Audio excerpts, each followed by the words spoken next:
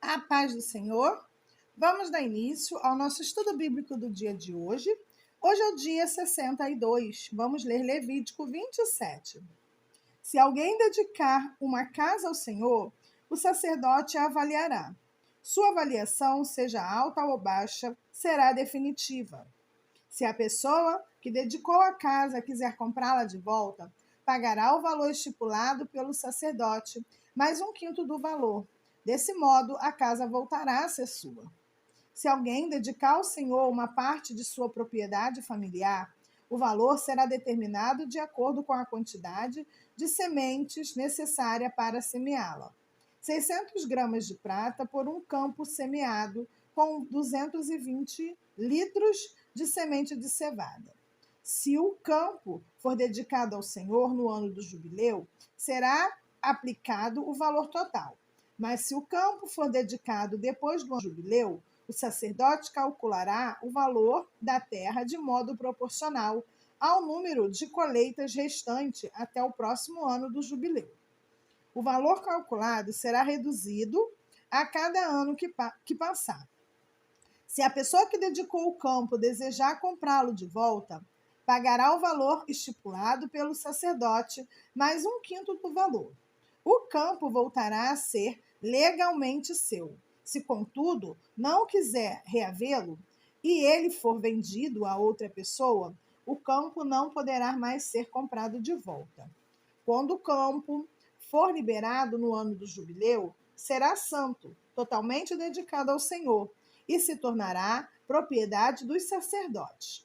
Se alguém dedicar ao Senhor um campo que comprou, mas que não faz parte de sua propriedade familiar, o sacerdote determinará o valor com base no número de colheitas restante até o próximo ano do jubileu. Nesse mesmo dia, a pessoa entregará o valor do campo como doação sagrada para o Senhor. No ano do jubileu, o campo será devolvido a quem o herdou como propriedade familiar. Todos os pagamentos serão calculados de acordo com o peso de ciclo do santuário, equivalente a 12 gramas. O macho da primeira cria de um animal não poderá ser dedicado ao Senhor, pois a primeira cria de seu gado, de suas ovelhas e de suas cabras já pertencem a ele. É possível, porém, comprá-la de volta a primeira cria de um animal impuro, mediante o pagamento do valor estipulado pelo sacerdote, mais 1/5 do valor. Se o animal não for comprado de volta, o sacerdote o venderá pelo valor estipulado. Contudo, qualquer coisa totalmente dedicada ao Senhor, seja uma pessoa, um animal ou uma propriedade familiar, jamais será vendida ou comprada de volta. Contudo, que é assim consagrado é santíssimo e pertence ao Senhor. Nenhuma pessoa que tenha sido definitivamente marcada para destruição poderá ser comprada de volta. Deverá ser executada. A 10ª parte dos produtos da terra, sejam os cereais dos campos ou os frutos das árvores, pertence ao Senhor e deve ser consagrada a Ele. Se você desejar comprar de volta a 10ª parte dos cereais ou frutos pertencentes ao Senhor, pagará o seu valor, mais 1/5 do valor. Conte um de cada 10 animais do seu gado e dos seus rebanhos e separe-os para o Senhor, considerando-os santos. Não faça distinção entre animais bons e ruins, nem substitua um pelo outro. Mas se trocar um animal por outro, tanto o primeiro como o seu substituto serão considerados santos e não poderão ser comprados de volta. Esses são os mandamentos que o Senhor deu aos israelitas por meio de Moisés no Monte Sinai. No primeiro dia do segundo mês, no segundo ano, desde a saída dos israelitas do Egito, o Senhor falou a Moisés na tenda do encontro no deserto do Sinai e disse: realize um censo de toda a comunidade de Israel, de acordo com seu. Realize um censo de toda a comunidade de Israel, de acordo com seus clãs e família. Faça uma lista de todos os homens de 20 anos para cima, aptos para irem à guerra. Você e Arão registrarão os soldados com a ajuda do chefe dos clãs de cada uma das tribos. Esses são os chefes dos clãs que os ajudarão conforme suas tribos. Da tribo de Ruben, Isaur, filho de Sedeur. Da tribo de Simão, Selumiel, filho de Zurizadai. Da tribo de Judá, Naasson, filho de Aminadab. Da tribo de Zacar, Natanael, filho de Zoá. Da tribo de Zebulon, Eliabe, filho de Elon. Da tribo de Efraim, filho de José, Elisama, filho de Anaúde. Da tribo de Manassés, filho de José, Gamaliel, filho de Pedazur. Da tribo de Benjamim, Abidã, filho de Gideone. Da tribo de Dan, Aiazer, filho de Amizadai. Da tribo de Azer, Pagiel, filho de Ocrã. Da tribo de Gade, Eliasaf, filho de Deuel. Da tribo de Naphtali, Aira, filho de Enã. Esses são os representantes escolhidos da comunidade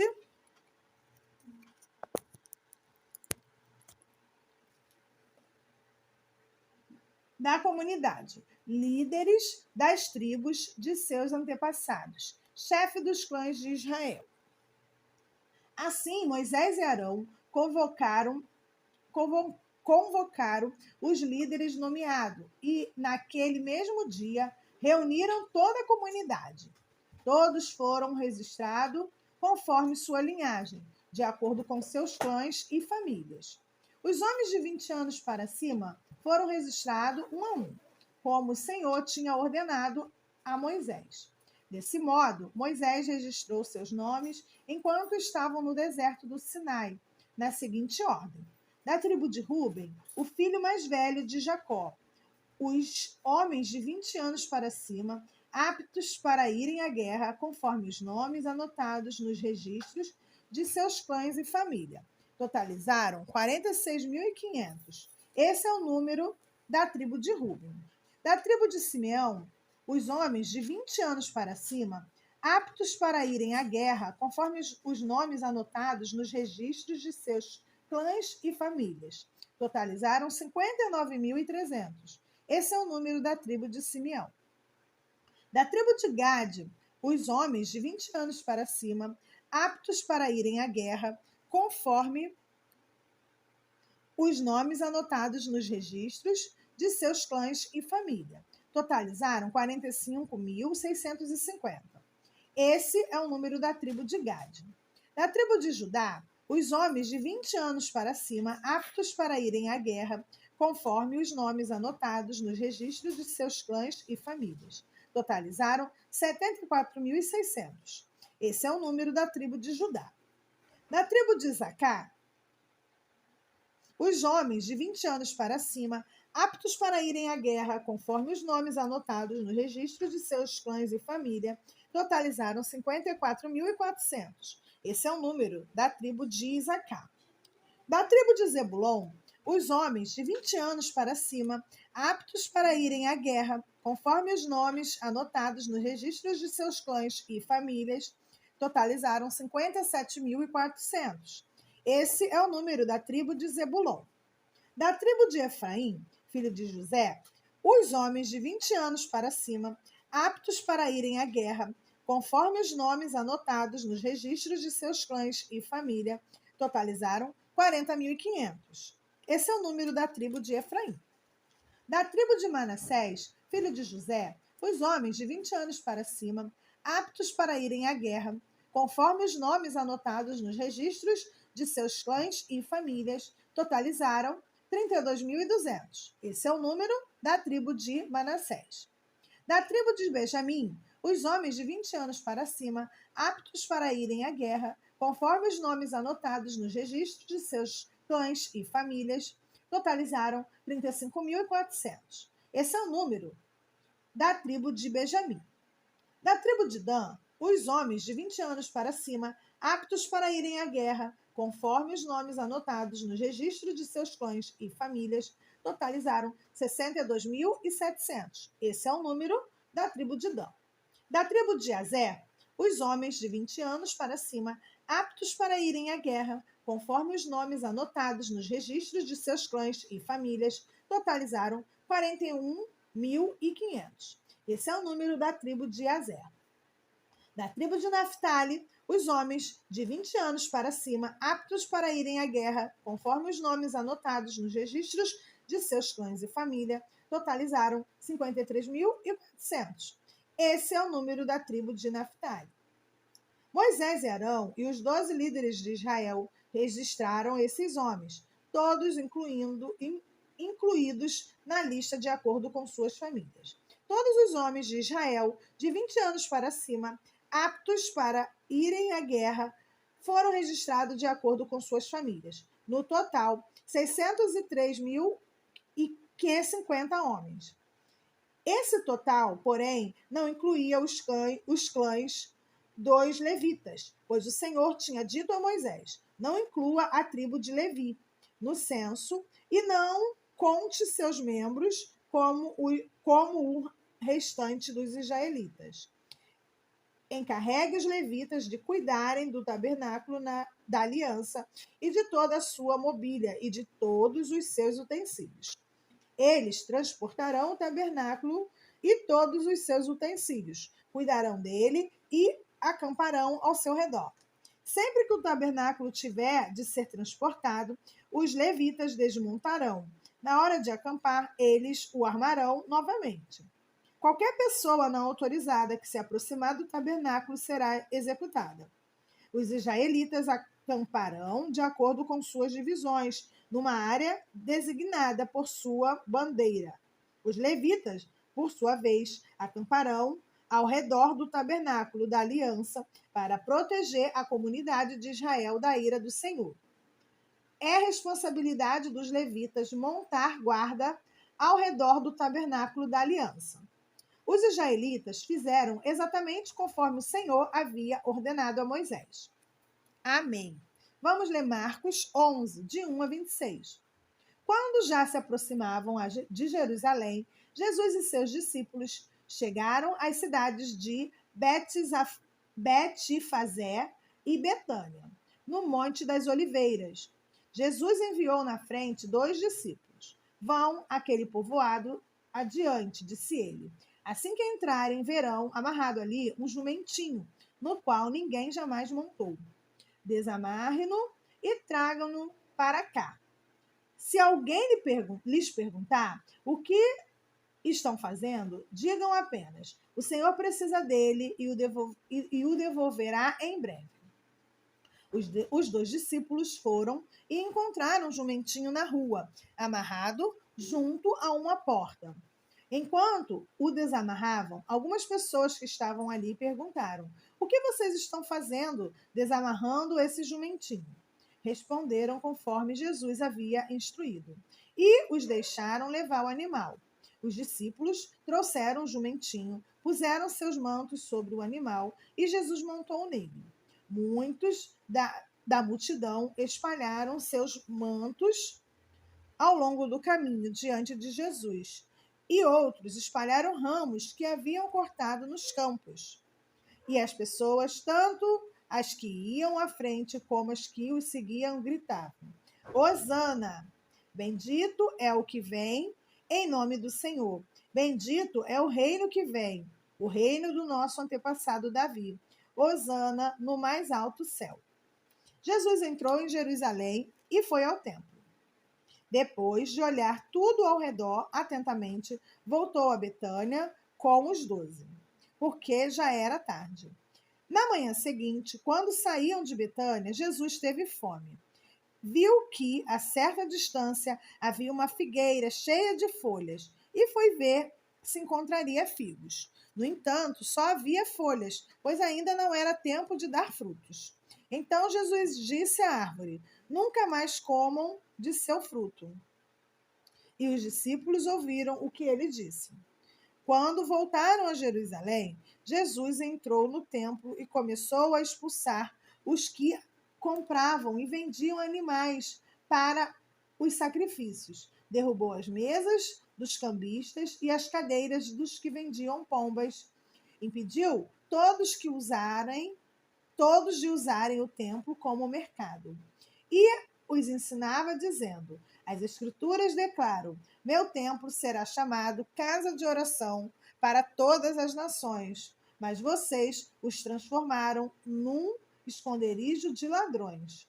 Quando os principais sacerdotes e mestres da lei souberam o que Jesus tinha feito, começaram a tramar um modo de matá-lo.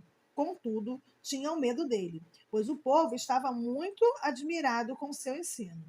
Ao entardecer, Jesus e seus discípulos saíram da cidade. Na manhã seguinte, quando os discípulos passaram pela figueira que Jesus tinha amaldiçoado, notaram que ela estava seca desde a raiz. Pedro se lembrou do que Jesus tinha dito à árvore e exclamou: Veja, Rabi, a figueira que o Senhor amaldiçoou secou. Então Jesus disse aos discípulos: Tenham fé em Deus. Eu lhes digo a verdade. Vocês poderão dizer a este monte: Levante-se e atire-se no mar, e isso acontecerá. É preciso, no entanto, crer que acontecerá e não ter nenhuma dúvida em seu coração. Digo-lhes que, se creem que já receberam, qualquer coisa que pedirem em oração lhes será concedido. Quando estiverem orando, se tiverem alguma coisa contra alguém, perdoe-no, para que seu Pai no céu também perdoe seus pecados.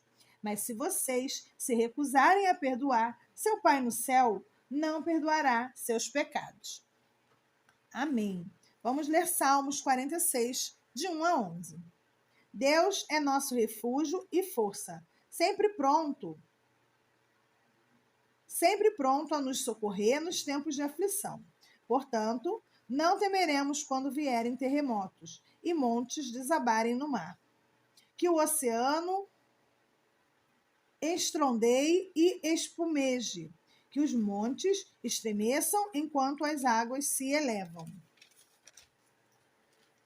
Um rio e seus canais alegram a cidade de nosso Deus, o santo lugar do Altíssimo.